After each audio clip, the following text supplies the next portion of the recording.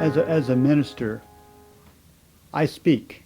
You might say I speak for a living in a sense. I love to preach. I don't know of a true minister who doesn't love to preach, but sometimes I don't want to preach because I may need to say things that are hard. Hard for me to say, hard for me to bear, and maybe even hard for you to hear. Tonight, Sister Rhonda is going to just share a few things before I talk. And it's not that she probably wants to share, but I believe she feels that this will be helpful. And so she is emptying herself here a little bit for all of us tonight. And before she does that, and I probably will say something afterwards too, I'm going to tell you this, that I've had a chance in my time, and I'm getting closer to my 70 than I ever thought I would on this earth. I've had a chance to meet a lot of people that I believe God has worked His grace in their life.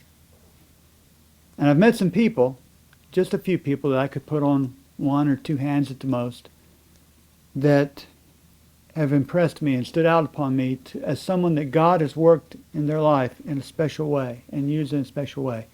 And I don't know how I would rank those people, but I know that Rhonda Brown is one of them. I know that.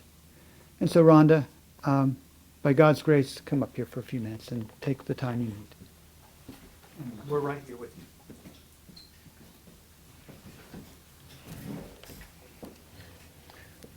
I'm Todd.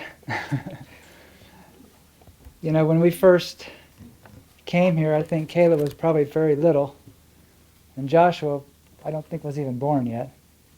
And I say that because of the several years we've been blessed to come here, I think the Spirit this year has been one of the sweetest. Amen. And I think with the theme we have, that's what we would hope, and that's what we want. And I hope that's been your experience too. And like Pastor Allen just said, my wife is not one that likes to get up and do this kind of thing. She does a lot of things really good. This is not her favorite. Mm-mm. But I just want you to just pray for her right now. And I'm not much support, but I'm going to try to be support as she shares something that the Lord has really put on her heart. And so. All right. That's true. I would really like to go sit back down in my chair. But I think this is probably for maybe just one person. The rest of you are just going to have to sit through it. But for that one person, we'll do that, right? Amen. Okay. This has never been shared. I'm going to share something, and I'm going to read a little bit because I'm going to share something that happened 35 years ago and something I've never talked about. This may be awkward for some of you, and I apologize. I pray that I can forget about myself in hopes that my journey may help someone else. My dad died when I was 9 as a result of a medication side effect. Of course, the years that followed were difficult. My mother was a young widow with all of us children. We were blessed with church members that saw to it that we had a wood stove and helped make it possible for us to attend church school when we were not doing migrant work. There were also people that passed through our lives that took advantage of our situation and left scars that they will account for in the judgment. The journey I'm going to share tonight began while I was a senior in academy. A young man who worked in the business office stopped in front of my desk holding several fines for chewing gum with my name on them. He proceeded to tear them up and throw them away. That was the beginning of a friendship that would grow into a relationship. About this time, someone shared a collection of Spirit of Prophecy quotes relating to relationships. I was excited and shared it with the young man, which was by now my boyfriend. He was told by his boss, the Dean of Men, that if he followed that, he would never get married. The counsel was laid aside. Young people, let no man despise thy youth. If you are convicted about something, don't let anyone change your mind. One thing led to another, and some time later, I found myself sitting in a crisis pregnancy center. The beautiful young lady sitting on the other side of the desk told me that the test was positive.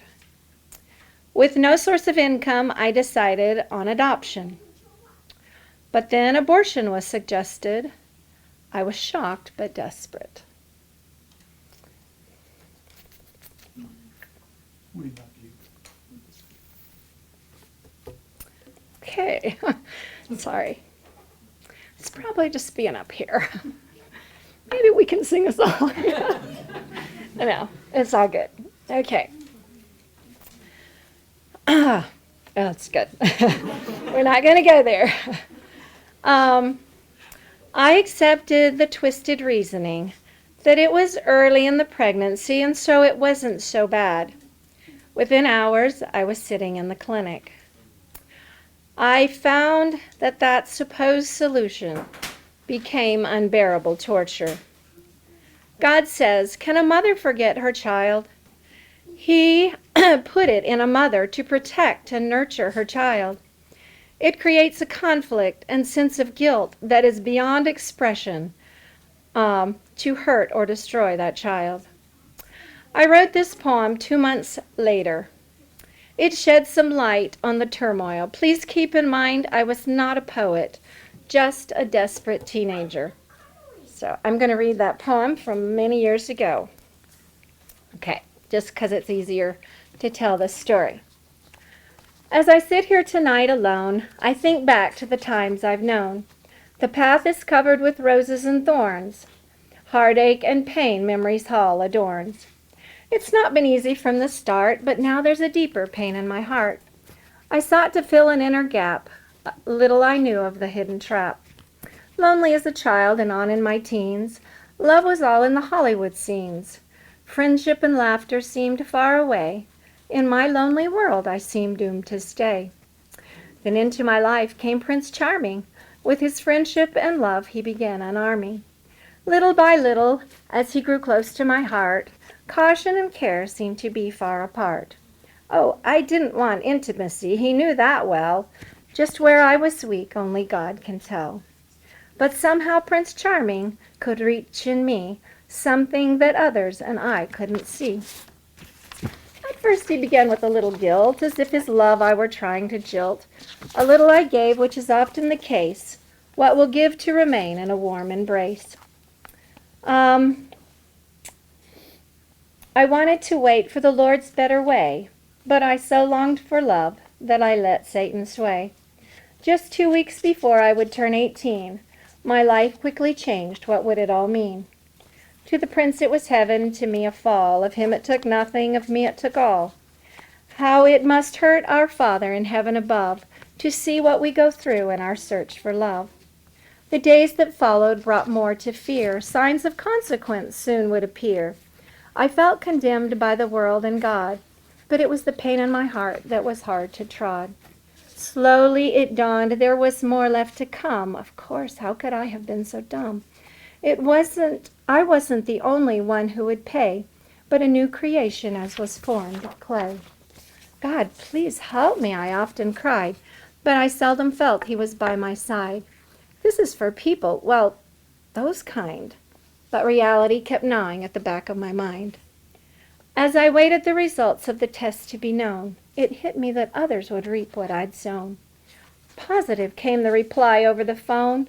That quick was gone, the dreams I'd known. Pain, shock, and also the grief were feelings from which I found little relief. A child was now to be born of my womb, and I had nothing to offer but doom. The baby now growing inside of me was soon to be part of reality. I couldn't tell Mother I'd break her heart. I know she had plans for a better start. I watched Mother's face as the news was told. Tears welled up and down they rolled. I would have given anything to soften that blow. Why through my valley did she have to go? So down to the clinic I made myself go. All the while inside I was pleading no. Believe it or not, this baby is dear. Oh, please let me keep it here. Time after time I got up to leave, but I felt that others I'd have to relieve. Then I turned and slowly walked down the hall. The voice of duty seemed to call. In the last moments I spent, it's been a long time ago. But that's why I want to share this, because I know that no matter how long it's been, it's still there. And I don't, if there's somebody, I want them to Not have to go here. yeah, to be able to visit that and find healing. Okay. In the last moments I spent with my little one, I thought what a second had caused and done. Placing my hand close to my little child, I spoke in a voice soft and mild. I love you, little baby of mine. My words are meant as a little sign. I'm really sorry for putting you through this. Your little life we're going to miss. In that silent room, I seemed to hear my baby speak in a voice so near. Mommy, I love you. Mommy, I do. Though I don't understand what you're going to do. Sorry. We're almost done. This little message cut through my heart. The two of us, we didn't want to part. Sobs then shook me as I gave into tears. This pain would follow me through the years. As the doctor began to do his job, they thought it was pain that brought my sobs. Oh, be that far from true. I heard my child say adieu. Since that time, we were torn from each other by force. My life still continues to take its course. But often I cry at my empty breast and think of my darling now at rest. You could read that last line. I can't read it either. Okay. Often I hear that soft, sweet cry. Mommy, I love you. Mommy, goodbye. Sorry, that's tearjerker. I didn't think I'd fall apart, though. Anyway, Matthew 28:18 says, in Ramah there was a voice heard, lamentation and weeping, and great mourning. Rachel weeping for her children and would not be comforted because they are not. Where's that Kleenex you had in your pocket? Thank you. I told them I'm not going to need that. Anyway, sorry. I can't even put in words the torture that I experienced continually. But several years later, the abortion clinic that I had gone to was purchased by the pro-life group in our area and made into a memorial to the unborn and a place of help and education for women in crisis pregnancies. I went to the dedication.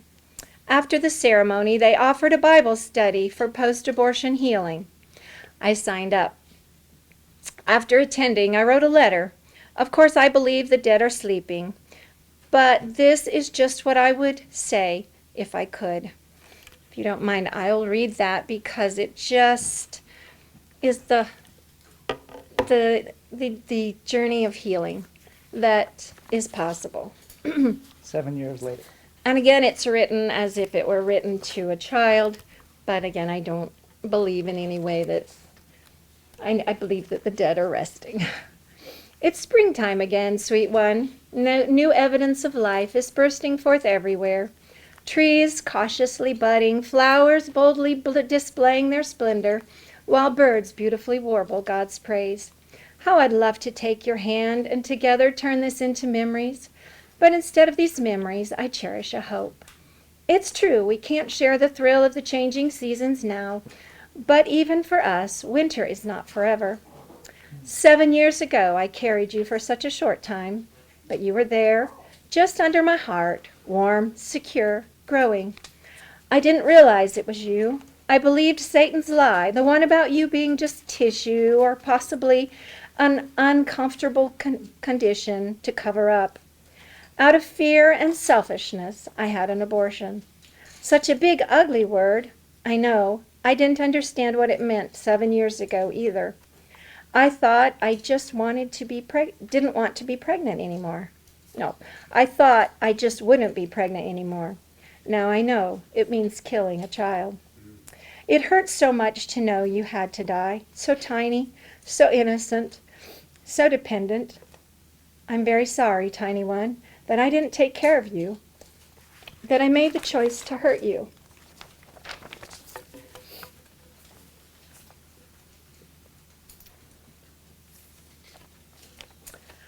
I wish more than anything that I could go back and make the choice to let you live and grow and laugh.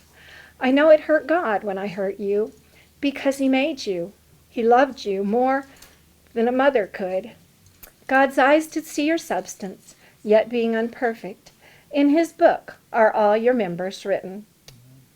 That verse is very special to me because it means that even though I abandoned you, God knew you. He knew you more. He knew you were a tiny person, and He recognizes you in His book. God has allowed me to recognize you in a beautiful way. Within the walls where your life ended, there is now a wall of names. Names of precious children like you, who before only God recognized. Where once the streams of blood flowed, now there's a pool of tears. Tears of healing and hope. Your name, Sarah Navit, means a pleasant princess, a child of earth and of the God of creation. I want you to be recognized, so I put your name, the day you died, and the words never held, always loved, on a memorial plaque on the wall. Sometimes I see you so beautifully in the eyes of my heart, big brown eyes, soft curls, and a slight dimple on one side. There's others who miss you too, little Sarah. Your daddy didn't want me to make the choice to hurt you. If I get the chance, I'll show him your name. Mima misses you too. One time she brought me some beautiful flowers so we could think of you. You were her first grandchild. God has blessed me with 2 boys now. Of course, this was a long time ago. Their hearts knew the pain of being unwanted. God saw the longing in my heart to love, so He put the pieces together. Losing you has taught me the value of each child. Your short life helped me care. I miss you so much, Princess. I want to hold you, protect you, see you. I know the day will come soon when God will swallow up death in victory, and the Lord will wipe away tears from off all faces. Amen. So, on the anniversary of the day you died, I mourn. On the day you would have been born, I remember. And in the spring, I pick a big bouquet of daffodils and love.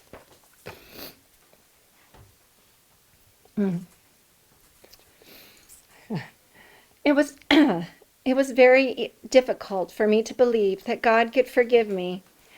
I knew better, and I just couldn't accept that there could be any forgiveness. During this Bible study, one of the characters referred to was David. My faith grasped hold of the hope that if God could forgive David for cold-blooded murder, then there was a chance He could also forgive me. Jesus said of Himself in Isaiah 61, 1-3, The Spirit of the Lord is upon me, because the Lord hath anointed me to preach the good tidings unto the meek. He hath sent me to bind up the brokenhearted, to proclaim liberty to the captives, and the opening of the prison to them that are bound, to proclaim the acceptable year of the Lord, and the day of vengeance of our God, to comfort all that mourn, to appoint unto them that mourn in Zion, to give unto them beauty for ashes, and the oil of joy for mourning, the garment of praise for the spirit of heaviness, that they might be called trees of righteousness, the planting of the Lord, that He might be glorified. Why do I share all this? There's 2 primary reasons. First, it is my prayer that the young people will hear this and make the decision now to wait for marriage before getting involved physically. Don't steal your own thunder. If you find yourself in this type of situation, there are many options. The sin isn't the child. Please don't consider taking the life of a child as an option. Second, I have made myself vulnerable so that if there are other people who have been affected by abortion, and I want you to feel free to reach out. Keeping that secret in your heart is devastating. There is forgiveness and healing.